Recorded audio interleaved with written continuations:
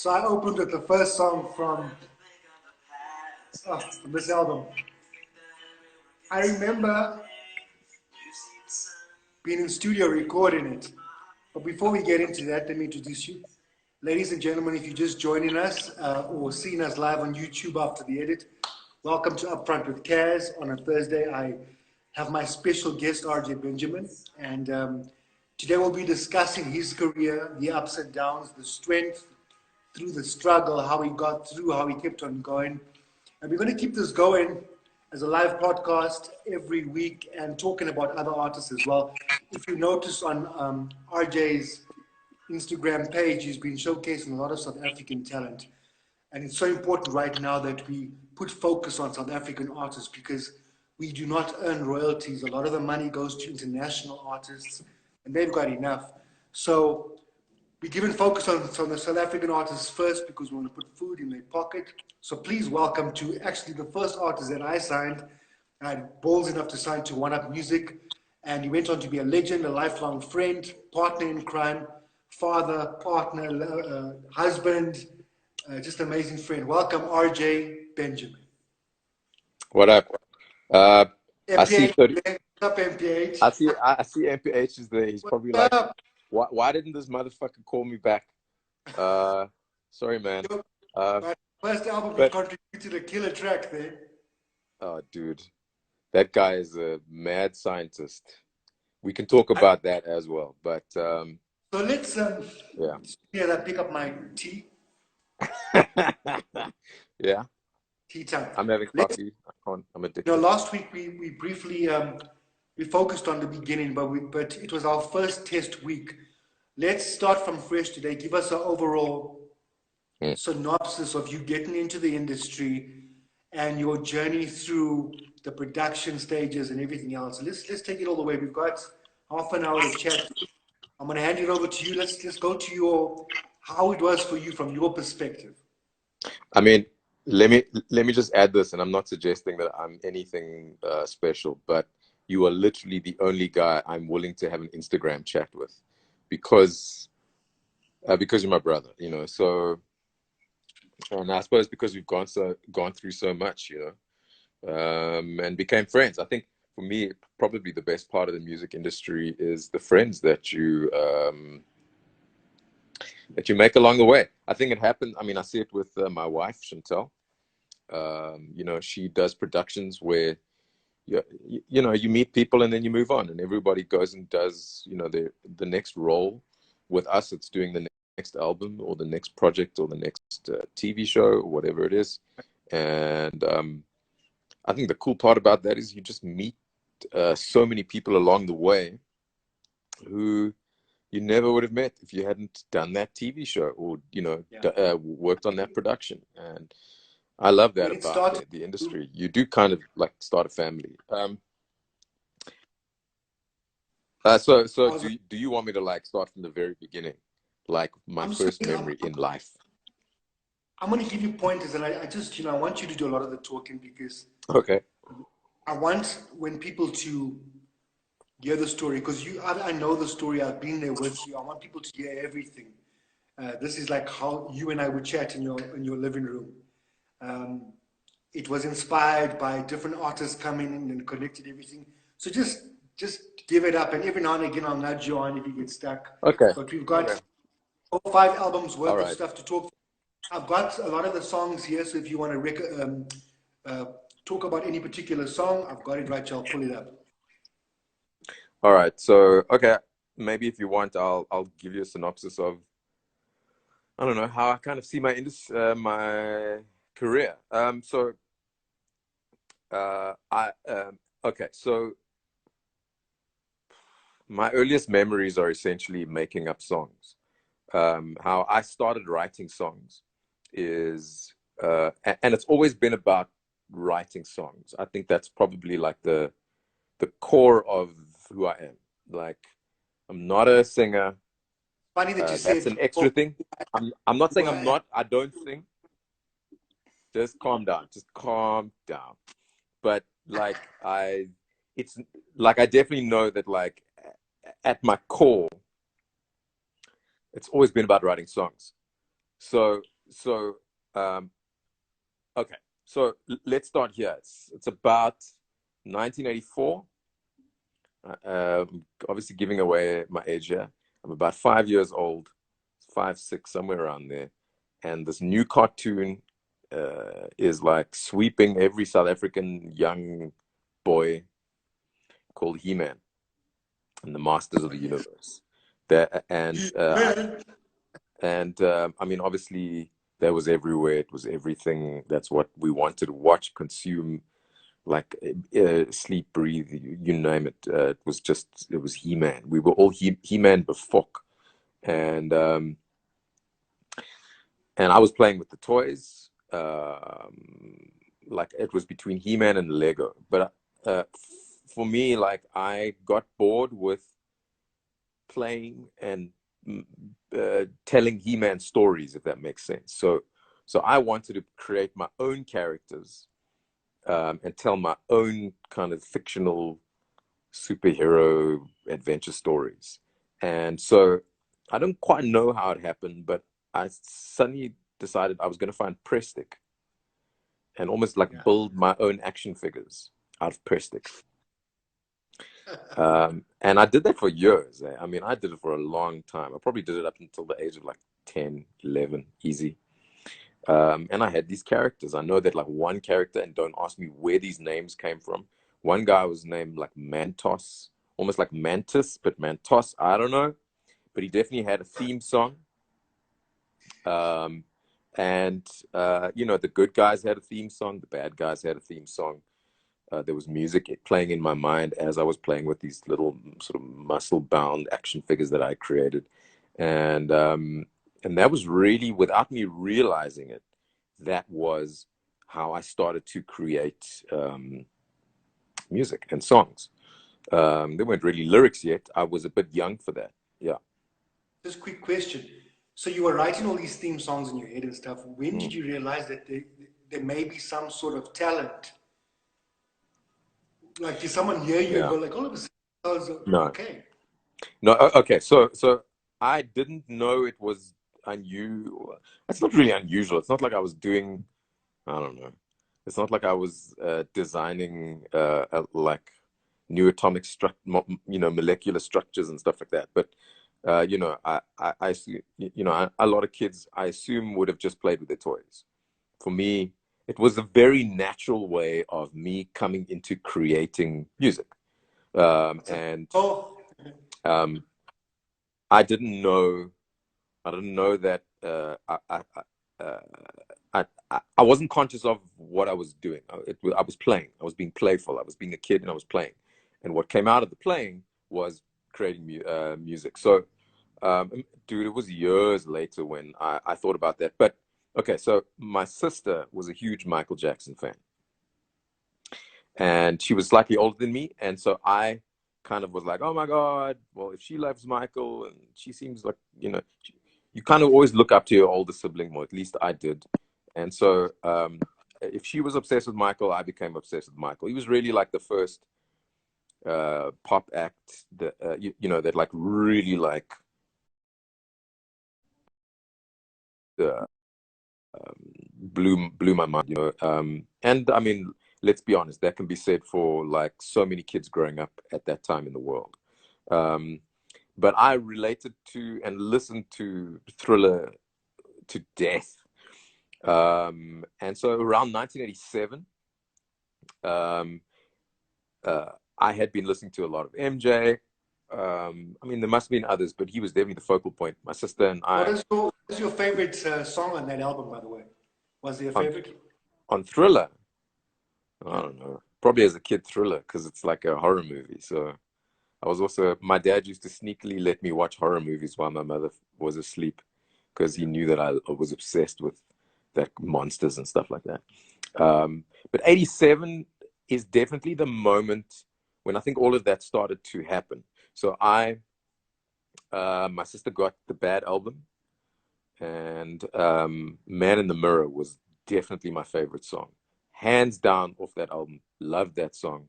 It's just a special song. I mean, it's still a special song. I know a lot's happened now, you know, and a lot's come out regarding Michael, but whatever you want to say,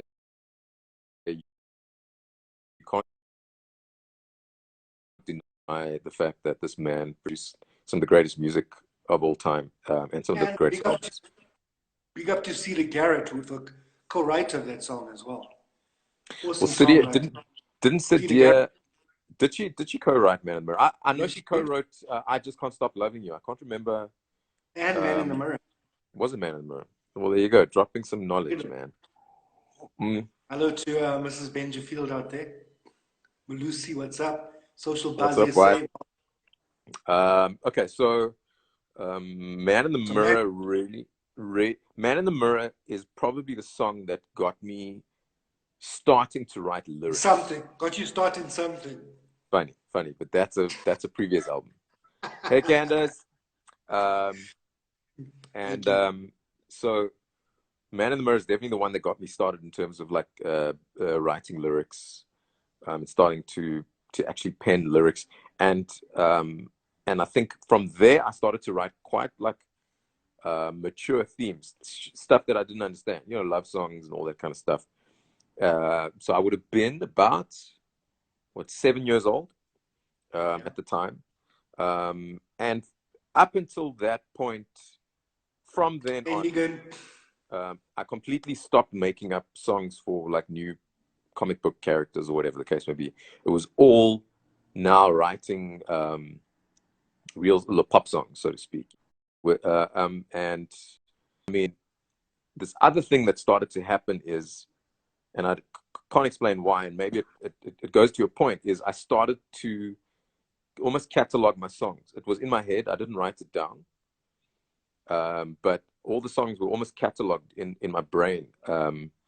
I would, how can I explain this? So the way I almost formulated that a song was good is that it would come through, however I created it. In my imagination, I wasn't playing any instruments yet. And I'd probably sing the song for about an hour or two. I'd be in the backyard or in the bath or whatever, making up the song. And then I'd let it go. I'd completely forget the song. And it just became this organic way of me testing out if a song was good enough. Now, if the song was good enough, it would come back. It might only come back 2 weeks later. It might only come back 2 months later. But it's almost like if the song came back to me after I kind of let it go and forgot about it, my test, if it was a good enough song to develop further, was that all of a sudden I'll be walking around and boom, the song comes back into my consciousness. That's deep. It's like that message. If you love it, let it go. If it comes back, it was always meant to be. You were ahead of your time. Yeah, I mean, it just became my creative way. I know that there's a lot of people who'll be like, "What? You didn't record that stuff, or you didn't write it down?" Just there. And I mean, the funny thing is, I still do that to this day for the most part. I still, and it doesn't stress me out if I ever lose material that maybe I recorded on a voice note. I'm not really bothered, because I know if it's good enough, it's going to come back to me. All of it's going to come back. All of the ideas will always come back. And I've always had faith and trust in that process. Yeah. But look, my writing, my singing, my music was effectively like a secret identity. And I know I used to give, I sometimes give lectures at Academy of Sound Engineering. And I talk about this. I talk about how I started and my creative process. But it was really like, I don't know why, but I kept it secret. I kept all of this secret. Like nobody knew that I was writing songs, that I had this collection of songs. So you were creating your own little superhero. You were busy practicing with stick, press stick, but meanwhile you were also creating this alter ego.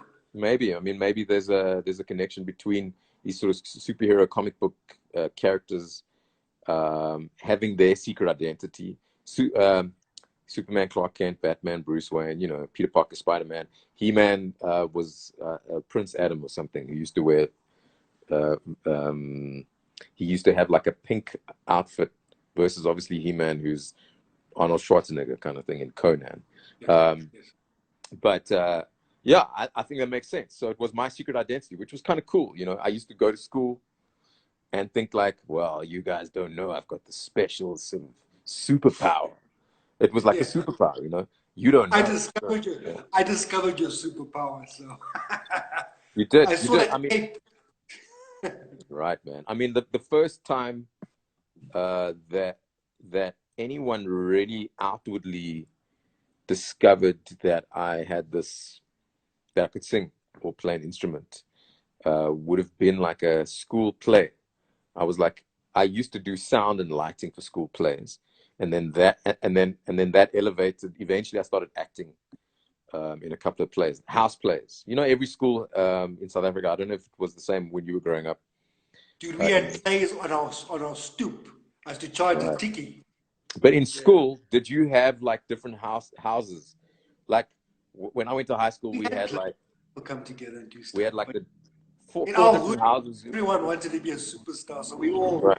just made up characters. But what I mean is like, okay, so if in my standard, when I went to school, in fact, I think all the standards, you got put into like these four different divisions. So and they were called houses. The one Yes, was, yes. so my house was kudu. Then I think there was like Impala and something else and something else, and then you kind of competed against one another. So I started acting in these house plays where, you know, kudu of my year was competing with whatever. Gemsbok, I don't know what the names were, man, of you know, of someone else, whatever it was. And one day, I don't quite know why I did it, but you know, in most school halls, there's a piano, and one day, everybody was sort of taking a break, and I just felt the need to go up to the piano and play one of my songs. And I mean, you know me quite well. I generally play with my eyes closed. And maybe it's a Stevie Wonder thing, I don't know. But so I got on the piano and I just started playing and singing, closed my eyes. And however long that song was, maybe 4 minutes long, 5 minutes long, I was just in my zone and I was playing the song. I felt the need to do it. And when I opened my eyes, all of the females of the cast were all standing around the piano and like crying. And that was that was effectively my first public performance. No one else knew that I could play or sing or write, you know, anything like that up until, and this would have been maybe standard, would be like the equivalent of grade 10. I would have been 16 years old. Yeah, I mean, besides my family, no one else knew. Nobody knew. And it was a cool, I mean, I didn't know how people were going to react. I don't know. But it was a really, really cool reaction. And it kind of made me realize that there might be something with the superpower, you know? So Make people that was, cry. yeah, yeah. I mean, that was the first time I thought to myself, maybe I could have a career in music. So where to from there? Where did the journey take you from that point? Yeah, I mean, so look, after that, I carried on writing, I carried on doing all of that stuff throughout school. I definitely, that planted the seed of me going like, okay, well, maybe I need to study music when I leave school, you know? And that's the last thing that any parent wants to hear, that their kid now wants to use their hard-earned cash to study the arts or something in the arts. I don't blame them for feeling that way. I mean, I think I terrified my mother with that idea, and I kind of took a gap year after matric. Um, my mom thought maybe I should rather try getting into like film and TV. I don't quite know why. I can't explain it, but she seemed to think that there was like more money or something like that in film and TV. I don't know who she's spoken to, but that was the idea. So all of a sudden, she takes me off to some casting agency or something like that. I think the agency was in Kensington somewhere. There were a couple of TV shows. For some reason, like people were shooting lots of movies in South Africa in the year, what would it have been? 2001, I think it would have been. No. Sorry. This would be 1998. 1998. So And then I sort of got into the industry proper. It was a good year. Okay, okay. So, well, I mean, I was also then in the film industry as well, but I was basically like paint on the wall. So, funnily enough, on one of the movies that I was an extra on, I meet this guy who's a drummer, and his name's Dio. And Dio's a tiny guy. He's a little guy like me. And for some reason, on whatever movie this was, we were like mercenaries who were holding up. I can't remember the guy's name. He was like a kind of B grade version of like Van Damme and Schwarzenegger and all that kind of stuff. I can't remember his names. Could be something Daniels. I don't know. And anyway, so here we are, these tiny little 5'6" guys with a whole, with guns holding up to this giant like American action star guy. It was hilarious. But Dio, of course, was one of the lecturers at this college called Allenby campus. And he's a drummer. So I was asking him questions the whole time. And he was telling me about the syllabus and that they're creating this amazing syllabus and they're going to start this amazing music school. And we just spoke the whole time. In fact, he drove me home after the shoot. And again, they must have planted a seed in my head because now I'm hearing about another music school. And also this sort of acting thing. I'm not an actor. You've seen me do music videos. I'm terrible. I'm never going to become, I didn't study acting. I'm not, I think my mom is slowly starting to realize, oh, okay, this is basically a gap year. He's doing a few little TV shows appearing here and there, but I mean, a couple of hundred bucks Lucky you here. got a few parts, though. You were lucky. I got a few things. I mean, for extra roles and stuff like that. I certainly wasn't going and attempting to like read full on scripts and act.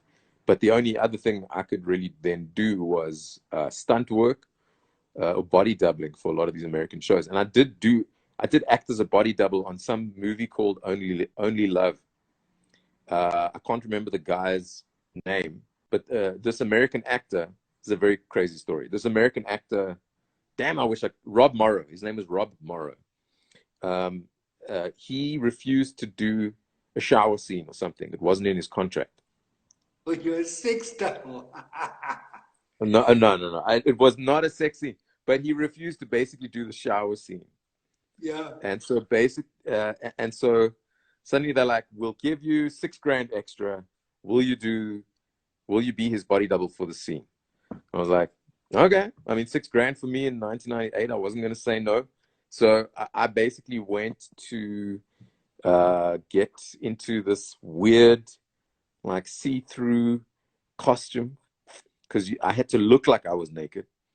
And off I went into this fake TV movie shower with this actress. They basically just said, "Okay, take the sponge and like go over her back." Oh, you're sexy. Dude, it was very awkward. And I remember she was in like a couple of big movies after that.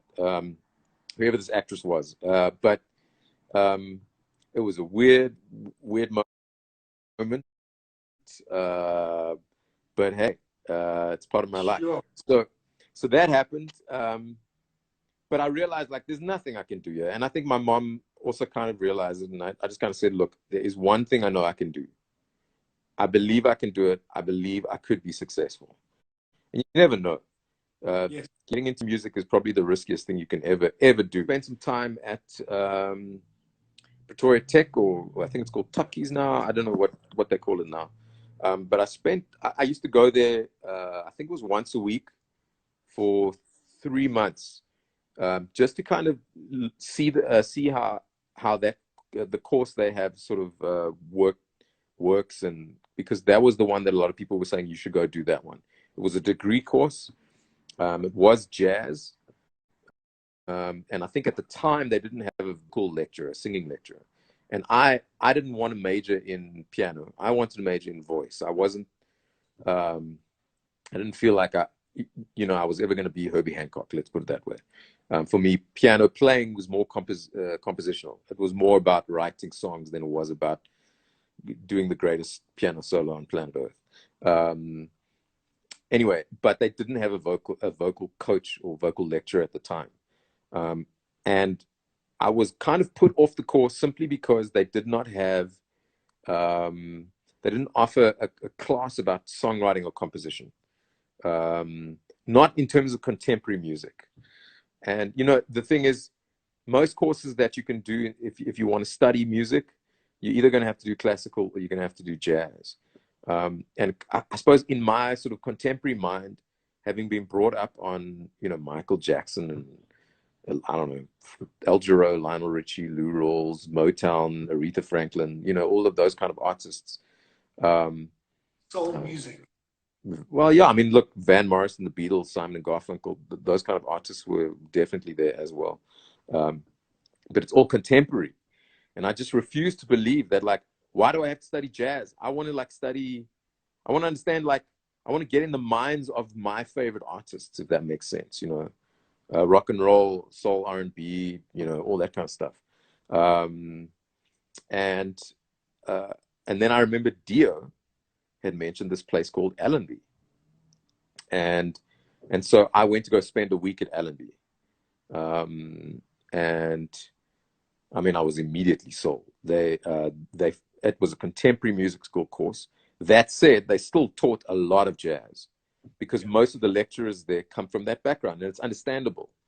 And so a lot of what they taught was still kind of maintaining a good technical background in terms of classical music, I mean, working through a lot of jazz in any case, a lot of standards, particularly like when we, you know, as vocalists, we still learned how to scat, but there was great vocal technique that we got taught, and there was a lot of songwriting. There was a lot of composition.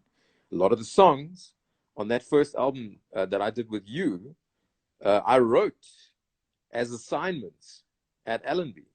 You know, there's quite a few. I mean, the one that immediately that comes to mind is a song called Love Spent, which was basically, Love Spent was an assignment. We were told we needed to write like a conscious song, you know, like a We Are the World or Stevie Wonder, Love's in Need of Love Today, you know. I'm going to play a bit of that song right now. Love Spent. Let's check this out, guys.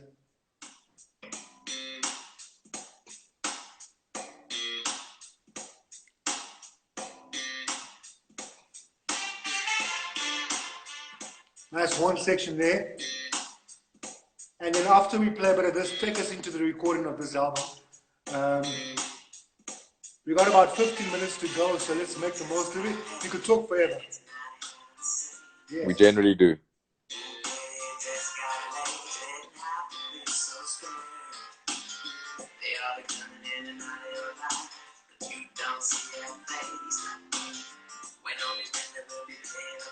That's superstition.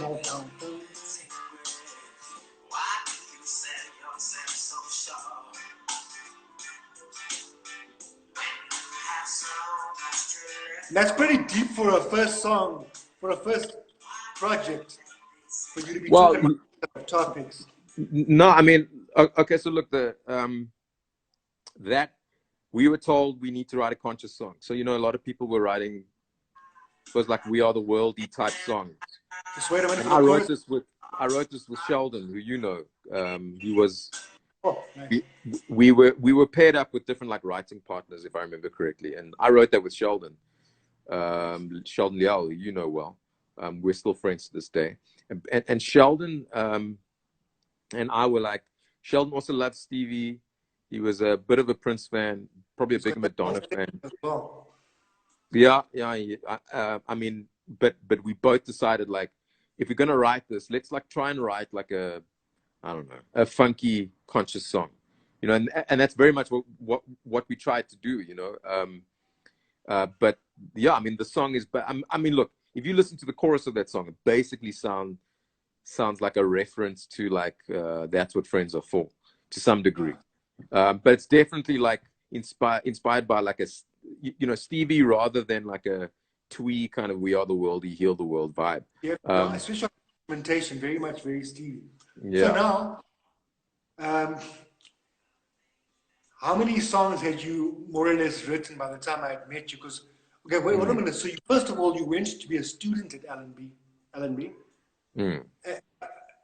When Well, did it let's change? stop there. So okay. So I mean, obviously, my priority is still as a songwriter, writing songs. Yeah. So up to that point, I thought, you know, in my mind, I was like, this is my superpower. I'm one of the greatest songwriters that's ever lived, even if like nobody knows it. You know, it's that kind of thing. But also, you know, I didn't know what the rules were. I did feel like I'd written a lot of songs. So up to that point, I'd probably written 100, 120, somewhere around their songs, which to me was a lot. I thought, like, there's no way there's other people like my age who've written this many songs. But, you know, that's just like pure assumption. It's not like we had Google. So we couldn't see what everyone else was doing. But I remember the sort of head of the school, her name was Kathy. She, you know, when we all first went to Allenby and we go into the big room called M1, and she basically asks this question to all of us, and she says,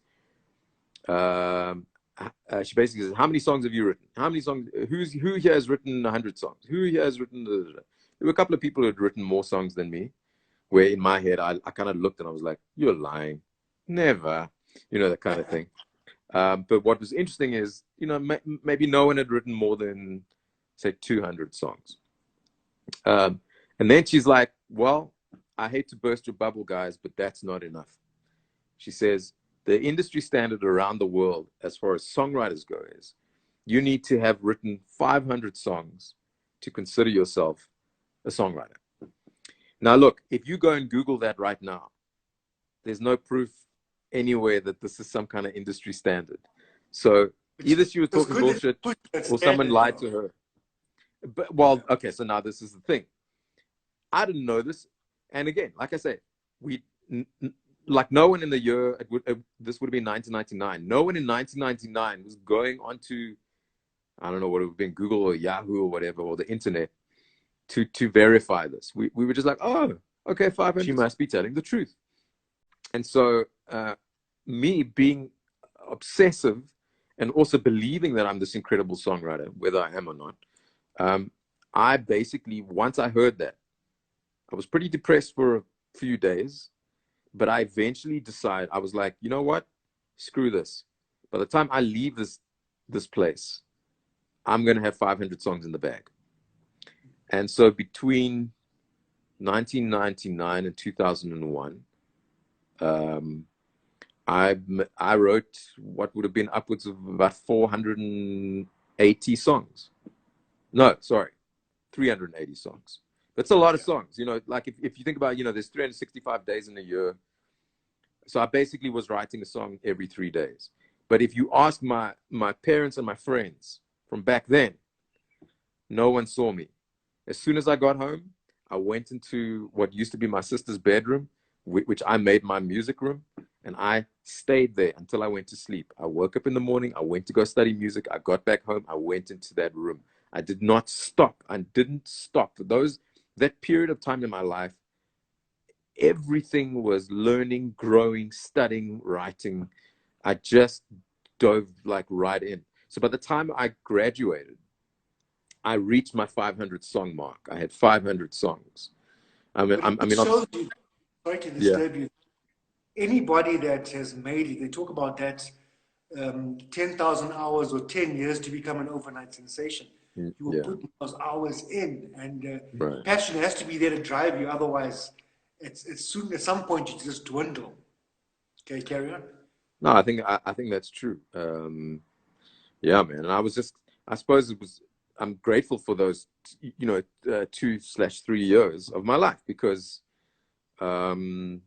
it's really hard to do that the older you get. You know what I mean? Like you've got more responsibilities. There's more things to do.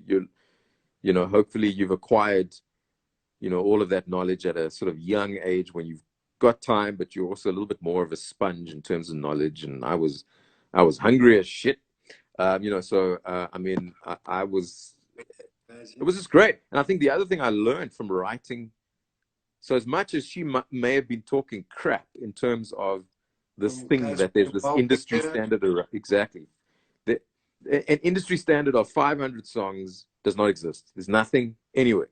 But I will say this: I became a better songwriter for having written those additional 380 odd songs, because I learned what processes work better for me as a songwriter. You also start to actually find your voice as a composer, your sound, and it just makes it much easier.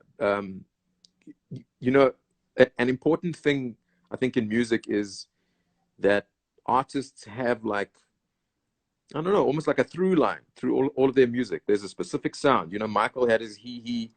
You know, Prince had noises. James Brown had noises. You know, all of those like stereotypical things. But I think even as writers, there's certain almost like genetic markers in your songs that will be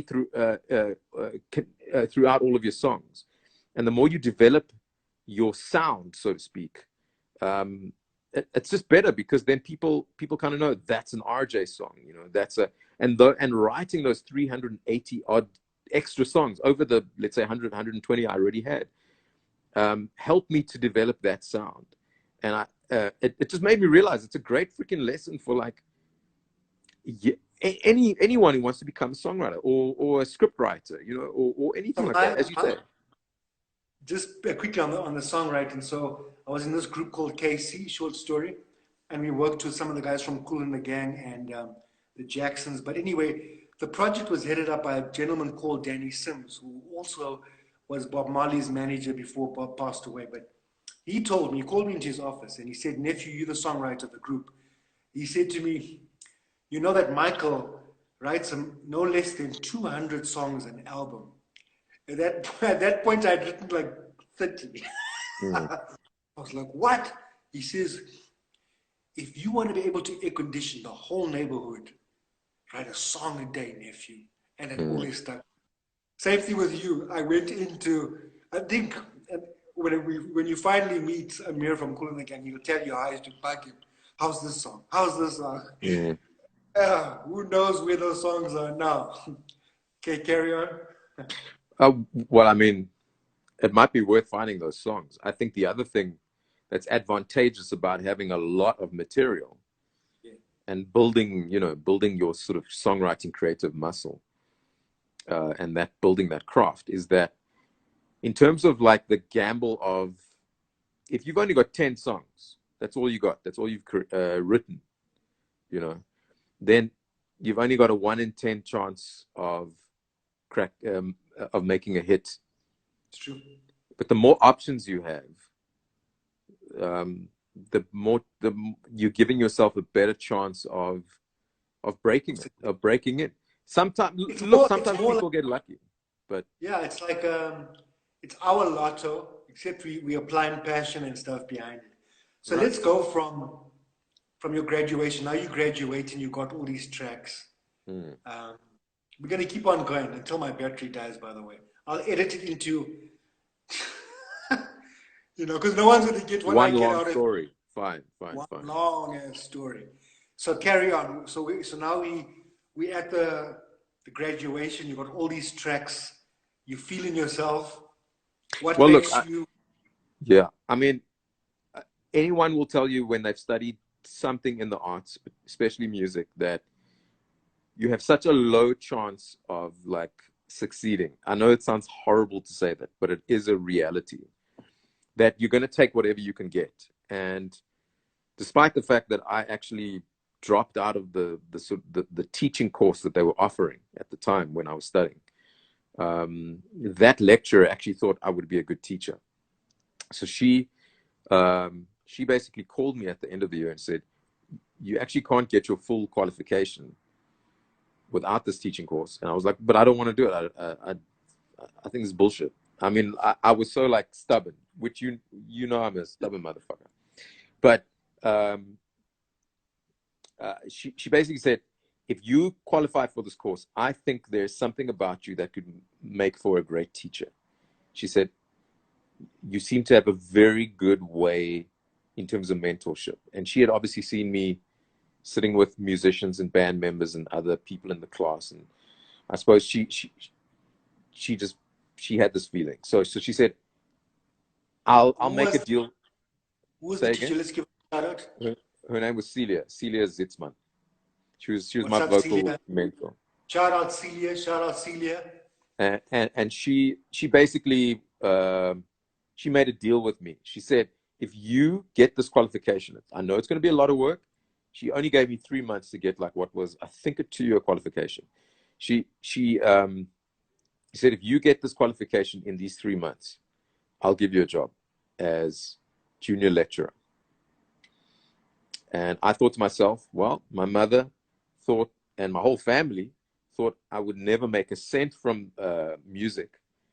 And now I potentially got a job if I can do this, straight out of studying. So, Straight out man, of study. Straight out of Compton. yeah, very similar. Uh, she, so look, I worked my ass off. I got that qualification, and I started lecturing. And I effectively became a vocal coach. That was really the sort of main thing I did. I did teach a couple of other little light things, but the main thing I did was vocal coaching, and that ultimately led me to private lessons with you and all that stuff. So how long after you became a lecturer did we meet? I think we met in 2003. I know we've had this discussion. So this would have been about 2001. So yeah, a year or two of lecturing until we actually met. And during this time, this little music school had a computer with Cubase, and like I don't know where they had these samples, but I started making up my own tracks. I remember Proverb, who eventually actually came to study at the same campus. We used to call him Stakes or something like that. I don't know. That was his nickname back then. And one day, like I sort of brought him in to come and listen to some of my songs. And then, but like nothing really. I just kept it, I was just making music on the side kind of thing. But I thought I've got this stable job. I didn't know that like eventually I would like bump into you. And then all of a sudden, boom, like shit's happening. And then I'm doing an entire album. And then all of a sudden, Proverb in the and it's then, amazing. I mean, Proverb and I are still connected to this day, Yes, amazing. Okay, so let's go to the point of take people briefly through the when I met you and how your introduction into the music industry went and what happened from that point on. Because now you thought, okay, I'm a teacher. Now you're getting a salary, but you also had some tragedy before the rise, a big tragedy before the record deal. So, and of course, the theme of the show is strength out of struggle. That everyone has got to Yeah. go through some form of struggle to get to strength. Sure. I mean, look, my dad committed suicide. I think it was 2000. I think it was 2003. It's so long ago now, man. It's like it's a bit of a blur. A bit of a crazy time for me. How did that affect you? I mean, because you I lost inspiration for a while after he died, which is really weird. I've never had a musical dry spell, never, and that was the first time. And I very clearly remember one day like going and sitting outside of, the campus had like a swimming pool, and everybody, when you were out, on your break, so to speak, you would go and sit there. And the one day I just went and sat outside on a bench. I was trying to find something, some noise from nature to inspire a song. And the weirdest thing is the thing that actually inspired whatever song I came up with next was like a lawnmower. It's hilarious. Whatever like drony noise the lawnmower made, like suddenly like the song came through, and that kind of broke the dry spell. So it didn't last too long. Maybe that was like 3 months. But yeah, I mean, look, obviously, yeah. When I met you and I listened to your first songs, we'll get back to when we met. There was a lot of heartbreak there. I think I would have classified you at that point as the king of heartbreak. Like you made heartbreak and soul. You made it sound cool to be heartbroken or to have gone through some sort of pain. And Yeah, I mean, I suppose I was young, and you know, that's it's the kind of like main. the age of man. I mean, like what, like, just relationships, man. Like getting into relationships, breaking up, getting, you know, all those, which we all go through. I assume at that stage of our lives. I suppose some of us So don't. back. So let's stay on course. You had this Mm, hectic tragedy that affected your whole family, and then I come to a voice lesson with you, and I think now thinking about it, that was one of the main things we connected with, in that I had lost my dad at an early age. You were going through a similar pain, yeah. but also the talent and the things that inspired us both were very similar. Let's go straight to that first meeting, and then just take us through naturally as you feel. Well, I'll make it quick, because I know we've spoken at length about this already. But But yeah, I it's mean, so really, meeting. let's just keep it going, because I want to get everything up to where we are now. So take us through the releases and everything. Jesus. Okay, it's a lot. Let's Okay. just go. Just go. Well, look, I mean, No, I'll try and summarize it for you like this. So we meet. You eventually paid for this incredible demo that I record at Jazzworks. Okay. So I meet Robin Cole and the whole Jazzworks crew while you're out there securing this deal with this deal with Get a Rough joint venture deal. Robin is now calling me to sort of write or co-produce some work at Jazzworks, and all of a sudden I start getting work through Jazzworks, and that was cool because at that point Jazzworks was a bit of a hub. yeah. 340 mil were recording there. Too Many Volume was recording there. I remember Malika doing some recording there. So we Zama met Jobe, Jabba. Jabba hadn't even released yet. Jabba was Jabba there. came there, we were still That's chatting, right. and we all bonded there. Correct. So it was cool to be there, and I started to spend quite a bit of time there, as a co-producer, or even sometimes I would vocal coach or vocal produce artists there. Every now and then I was writing songs for or with people, and then and parallel to that I was still a lecturer. Parallel to that I was there was everything going on with yourself and Get a Rough and Lance and them. And all of a sudden, now we're recording a whole album. That album gets done. Obviously, we had that whole tragedy where they lost the server at Jazzworks died, and we basically had to. I didn't know whether to shout at Robin to, because I didn't want to affect the flow, but I was like, you lost all, you know. It was But mad. It was mad. let's go back to the first track that kicked that journey off, Hmm. and we can chat a bit more about that. This is See You in My Dreams. This is the song we recorded, one of the first demos, but this is the song that got us the deal with Get a Rough. Right. Metro picked it up and wanted to play it straight away, and it flipped the industry. The first line got me.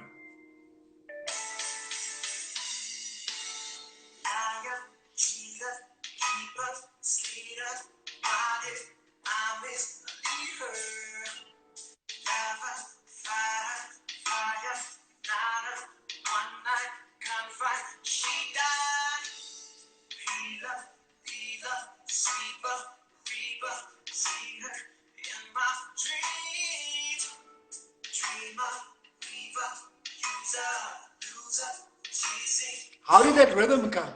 Because that rhythm,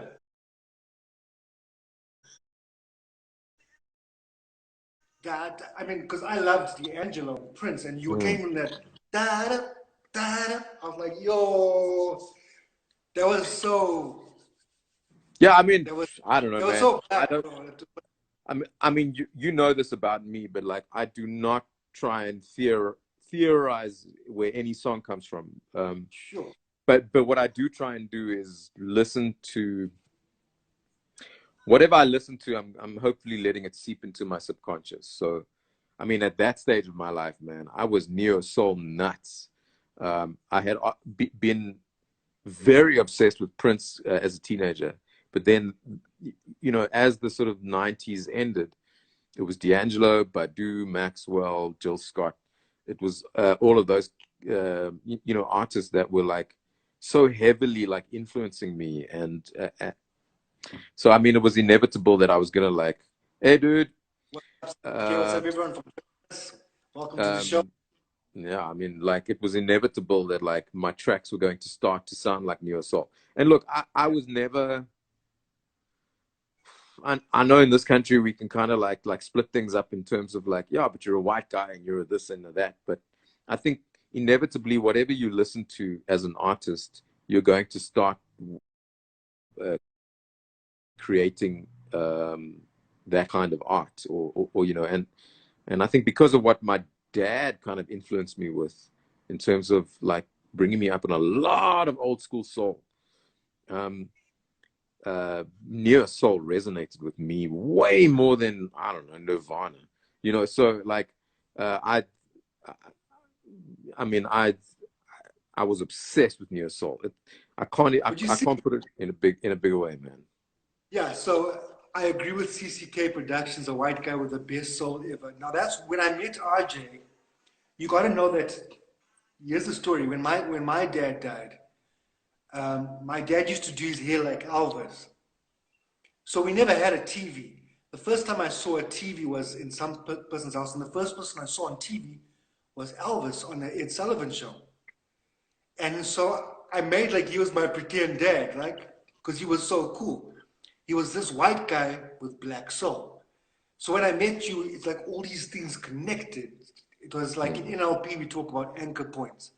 I thought about a guy from a different background that could understand this hustler, this.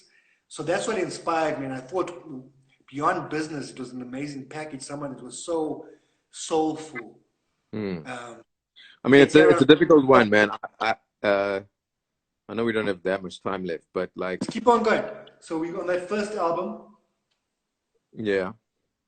we launched Oh, that you, first, by the way, at I, the Radio Metro, the Metro FM Awards in Durban. You were yeah, nervous as hell. obviously, man.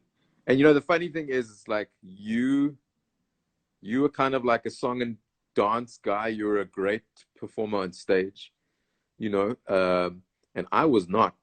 So I was struggling with the fact that I knew I couldn't do what you did. Yeah, but Um, something else, and I want you to be still. I wanted the art to come out, you see. but I So, mean, I was crazy confused, man. You got to understand that, like, when that album came out, like, so many people were like, "Oh my God, this sound like." Some people would say, like, "It kind of sounds like Justin Timberlake." I don't know where they get that from, but you know, like, people were like referencing like different kind of artists, and then they were like, "You better be able to dance," you know. And I was like, these things like put the fear of God in me, because in my I mind, I'm like, know. I At can't fucking that dance. point, you almost came to me the one day, you're like, I'm not performing anymore. I'm like, you wanted, you wanted to retire after the first album. I'm like, okay, let's slow down. No, Let's dude. just I mean, this industry will play tricks with your head, man. You know, it took me a very long time to find myself on stage. Like, I, I, I would almost say that I was paralyzed for many years. It took me a long time, well, because at also that you, point, so at that point, what happened is I had I was almost going to move to Namibia to develop game shows, and I had another child and another child. And also the contract that I signed to you two was an emancipation contract. We both liked Prince, and we didn't. I knew that once you knew about this industry, I wanted you to know that we did the right thing. So almost like let you go and do your own thing. Now let's take it from there. When you went out into the world and just started discovering yourself and started getting your own strength. mm, Struggle. well, it took a while. So look, I mean, you and like, you know, I desperately, after that, the release of that first album, as well and as critically acclaimed as the album did and was, um, I wanted out. I kind of like managed to kind of end my contract, so to speak. But my deal with Ghetto Rough was that I give them a second album, which I did. And that album was called Swimming in the Soul of Music. Yeah. But even there, I hadn't, as a performer, I still wasn't there yet. Like, I hadn't figured it out yet. And ironically, as much as like Change the World is a song that's caused me as much grief as it probably has like happiness or whatever you want to call it. The success of that song kind of helped me find myself on stage. And what I mean by that is I started performing now that song in every township in South Africa and some outside of South Africa. And people just friggin' loved the song. So look, as much as you had a complex about the house stuff you did, I think now you realize that you were still the songwriter within that song. So your lyrics and your soul was always still there. Like even today, you can remix a soul song. The soul singer is still the soul singer. You never ever sold out.